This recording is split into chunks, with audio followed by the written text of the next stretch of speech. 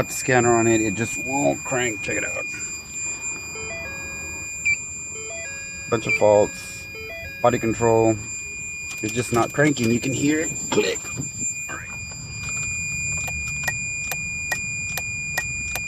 It just won't crank up. All right, and then on the dash, it's showing, say service advance and all that. Trailer brake, module fault, service advancedtrac. No cranking.